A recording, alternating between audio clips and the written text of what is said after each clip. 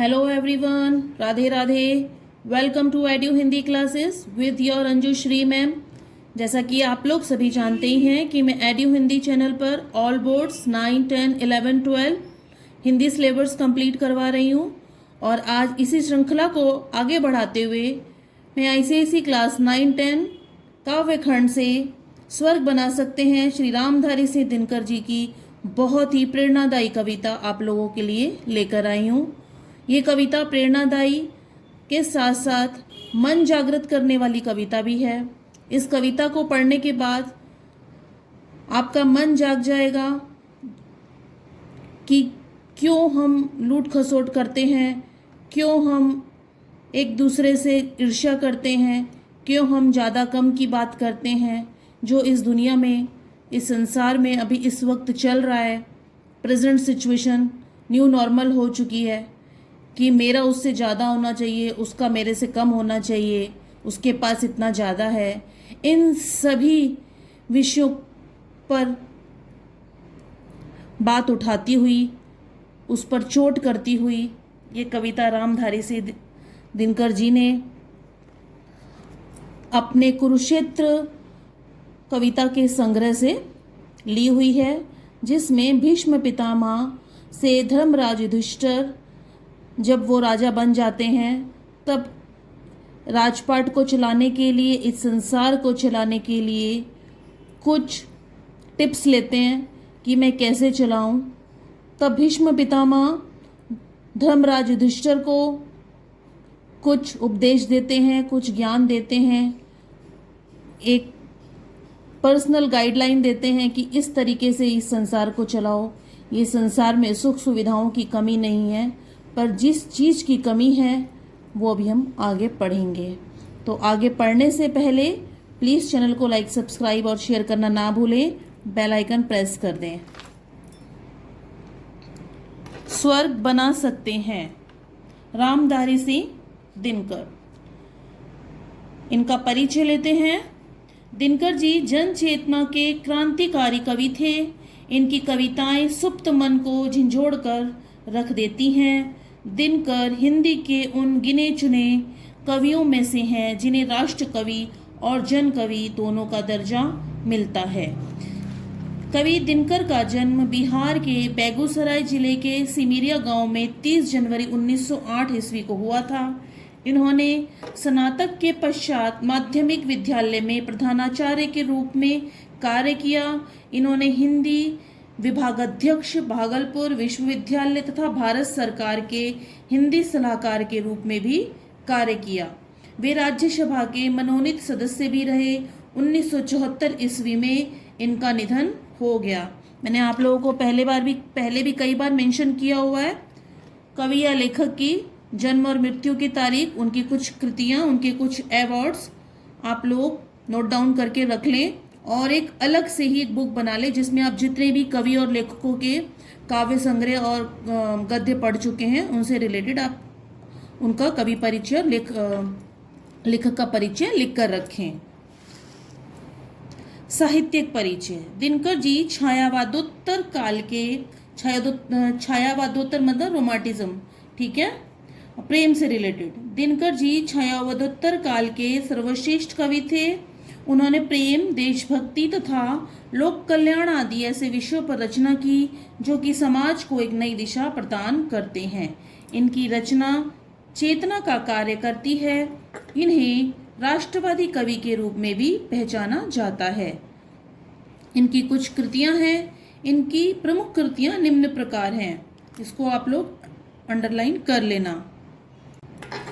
मैं कवि परिचय इसलिए डिटेल में लेकर आती हूँ, कवि हो या लेखक परिचय, मैं दोनों को ही डिटेल में लेकर आती हूँ ताकि आप लोगों को उनके बारे में थोड़ी विस्तृत जानकारी प्राप्त हो, क्योंकि यही समय है उनके बारे में जानने का, समझने का। क्योंकि ये साहित्य हम अभी जो बच्चे हिंदी से रिलेटेड हैं, जो हिंदी सब्जेक्ट को चूज़ करते हैं वो 12वीं तक ही करेंगे, उसके बाद में ऑप्शन बदल जाते हैं।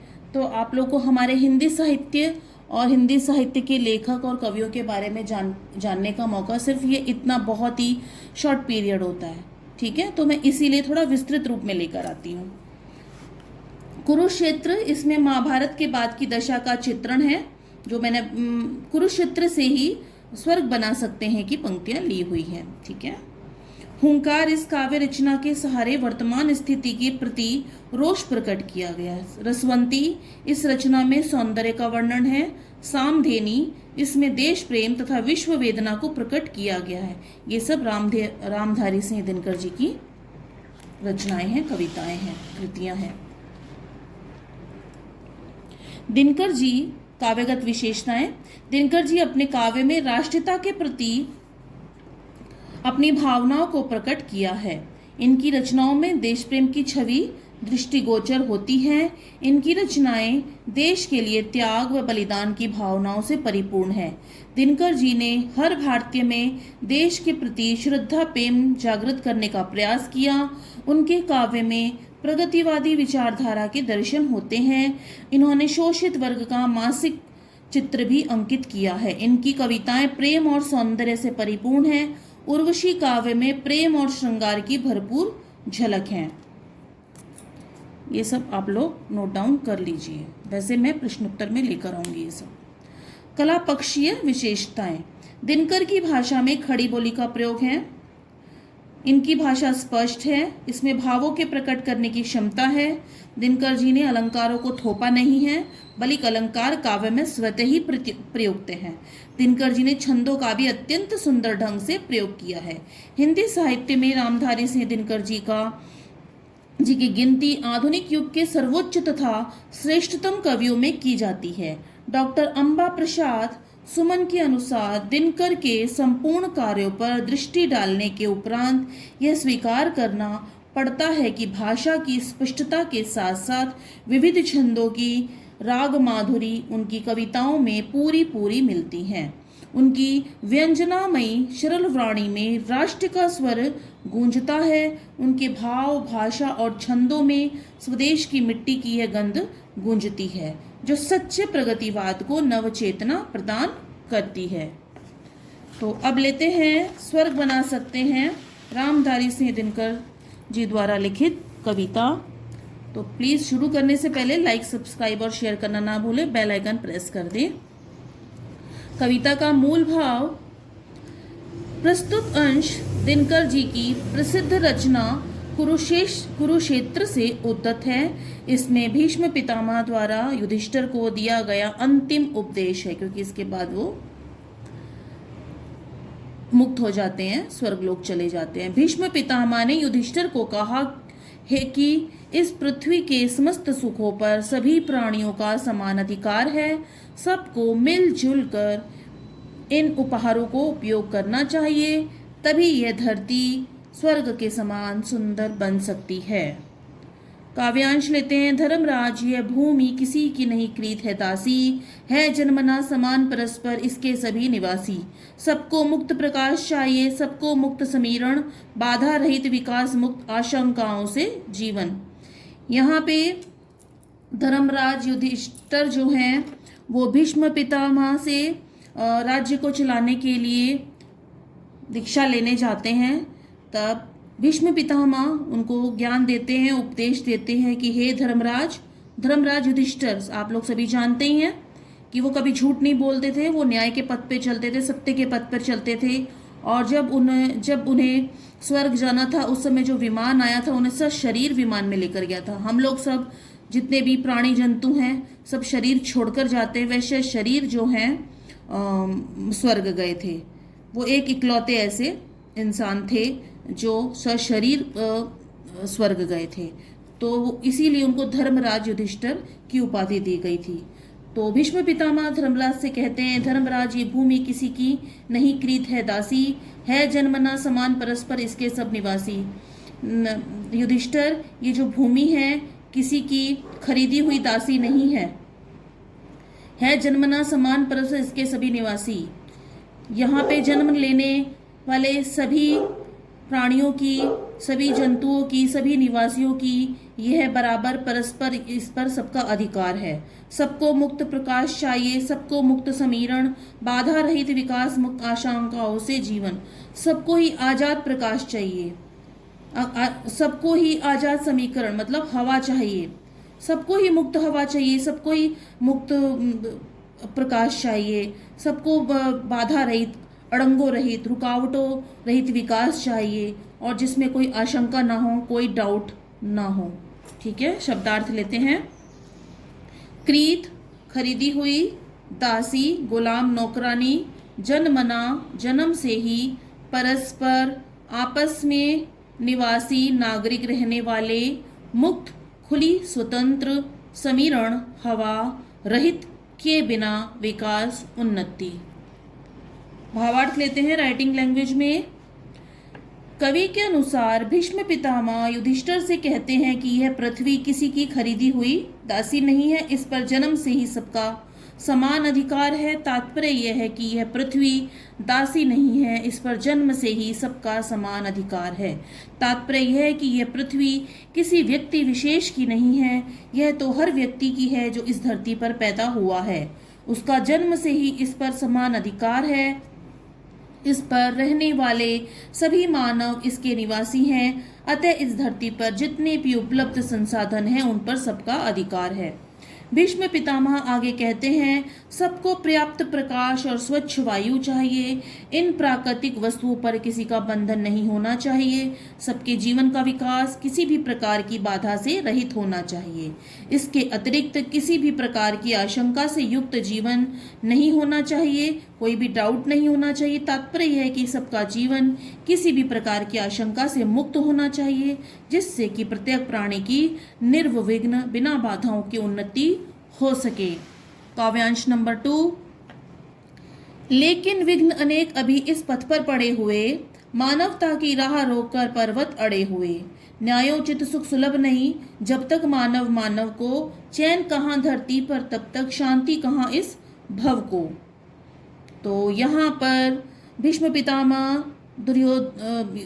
धर्मराज युधिष्ठिर से कहते हैं कि लेकिन विघ्न अनेक अभी इस पथ पर पड़े हुए, मतलब अभी इस उन्नति की राह पर बहुत विघ्न पड़े हुए हैं, बहुत रुकावटें हैं। ठीक है, बहुत बाधाएं हैं, मन की बाधाएं हैं। मानवता जो इंसानियत की राह को रोक कर खड़े हुए हैं, इंसानियत के मन में बाधा पैदा करके खड़े हुए हैं। न्यायोचित सुख सुलभ नहीं, जब तक मानव मानव को, चैन कहाँ धरती पर जब तक शांति कहाँ इस भव को।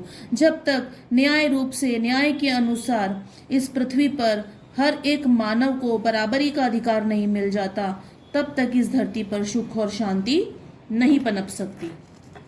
शब्दार्थ लेते हैं। विघ्न बाधा, पथ, मार्ग, मानवता, मनुष्यता, राह, रास्ता, न्यायोचित, न्याय के अनुसार, सुलभ, आसानी से, चैन, शांति, भव, संसार।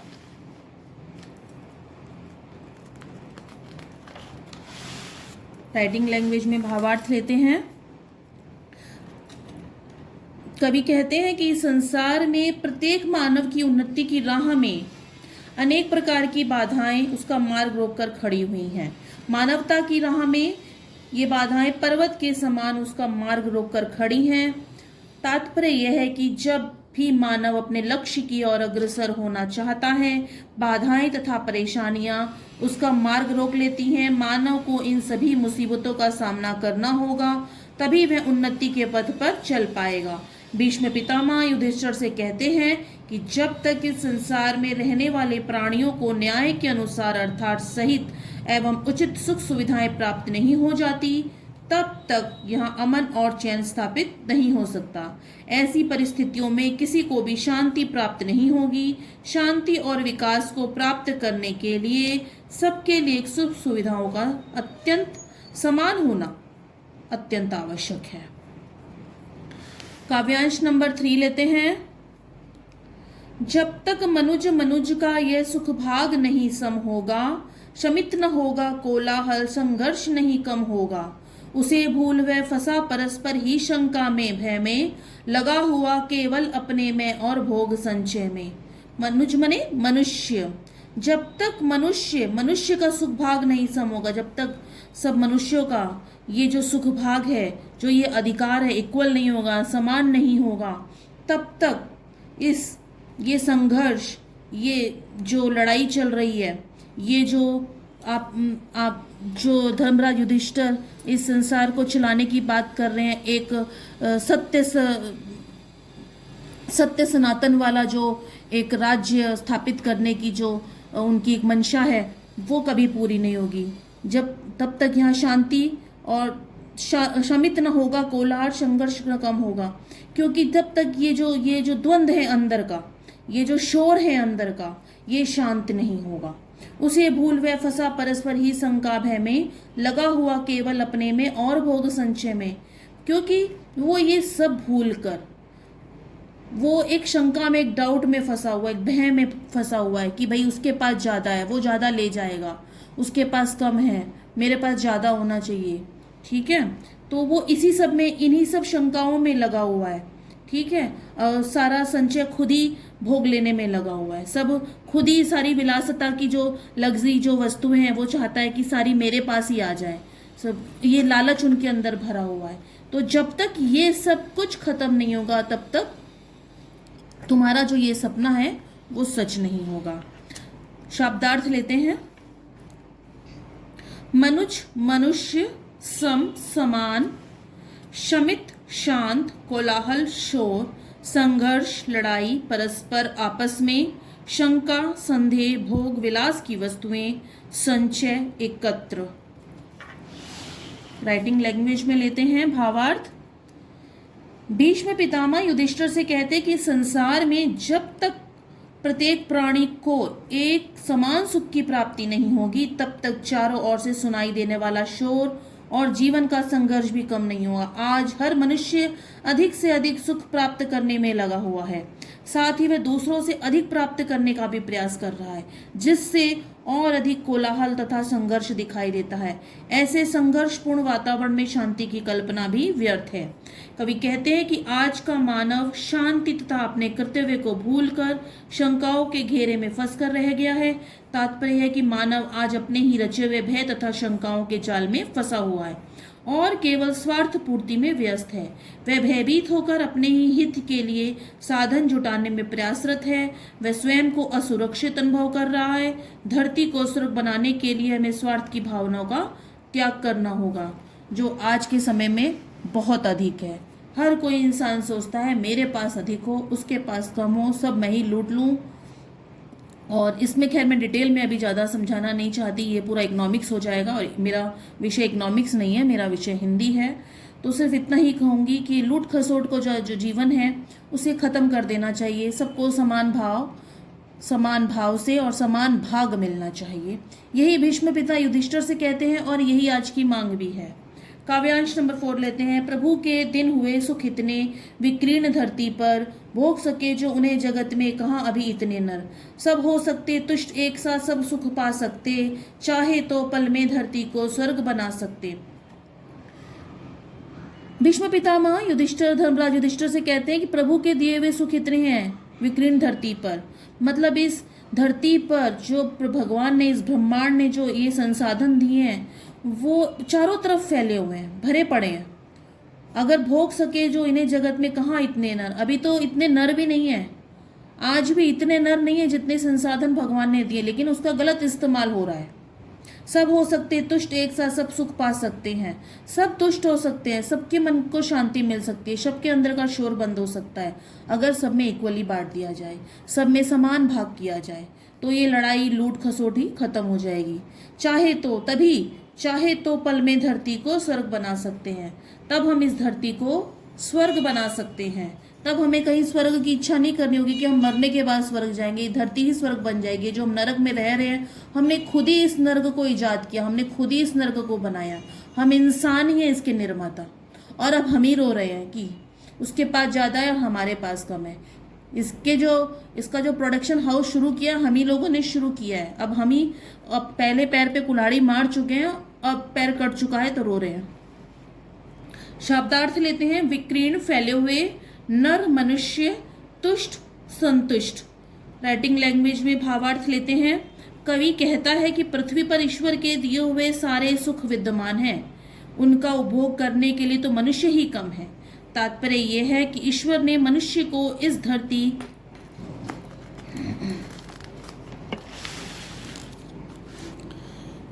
पर अनेक प्रकार के सुख का विशाल भंडार दिया है। चाहे प्राकृतिक संपदा हो या भौतिक, किसी भी साधन का अभाव नहीं है। यदि सही और समान रूप से उसका उपयोग किया जाए तो धरती के समस्त मानव भी उसका उपभोग करके उसे खत्म नहीं कर सकते।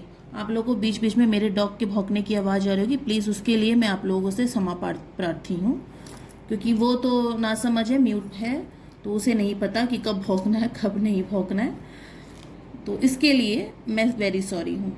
परंतु कुछ लोगों में संचय की प्रवृत्ति के कारण यह असमानता दिखाई देती है। कवि कहता है कि यदि मानव चाहे तो सब ईश्वर के दिए हुए सुखों से संतुष्ट हो सकते हैं तथा सब एक समान सुख प्राप्त कर सकते हैं। केवल उन साधनों को समान रूप से आपस में वितरित करने की आवश्यकता है। भाव यह है, लोगों को लगता है ना मुझे सबसे ऊपर दिखना है, मुझे उससे ज़्यादा दिखना है, भाई मैं उससे ज़्यादा हूँ। ये जो भावना ही खत्म हो जाएगी ना, तब स्वर्ग बनेगा धरती में।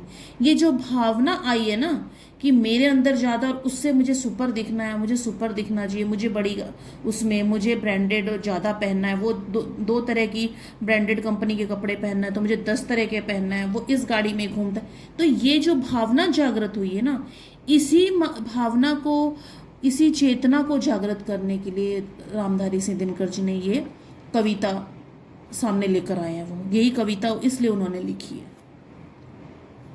सभी मानव सब प्रकार के सुखों को प्राप्त कर सकते हैं और एक ही क्षण में धरती को स्वर्ग के समान सुंदर और सुखद बना सकते हैं। पर क्या ये हो सकता है? मैं आप लोगों से सवाल करती हूँ, क्या ये हो सकता है? हम हाथ बढ़ा सकते हैं इसके लिए? बहुत मुश्किल होता है, बहुत मुश्किल भी है, लेकिन अगर हम चाहे तो क्या नहीं कर सकते। शुरुआत कहीं से हो सकती है, पर शुरुआत कौन करेगा, ये एक प्रश्न है। तो इसी के साथ में रामधारी सिंह दिनकर जी द्वारा लिखी हुई बड़ी ही जन जागृत करने वाली, मन को जागृत करने वाली यह प्रेरणादायी कविता स्वर्ग बना सकते हैं आज यहीं पर ख़त्म होती है। और नेक्स्ट वीडियो में मैं इससे रिलेटेड प्रश्नोत्तरी आप लोगों के लिए लेकर आऊँगी। तो वीडियो पॉज करने से पहले प्लीज़ चैनल को लाइक, सब्सक्राइब और शेयर करना ना भूलें। बेल आइकन प्रेस कर दें और ज़्यादा से ज़्यादा स्टूडेंट्स को रिलेटेड जो कांटेक्ट हैं हमारे चैनल से, उनको आप ज़्यादा से ज़्यादा चैनल पर लेकर आएँ। चैनल का लिंक शेयर करें, सब्सक्राइब करें। और इसी के साथ ही मैं वीडियो पॉज करती हूँ। राधे राधे, बाय, जय श्री कृष्णा। Study hard.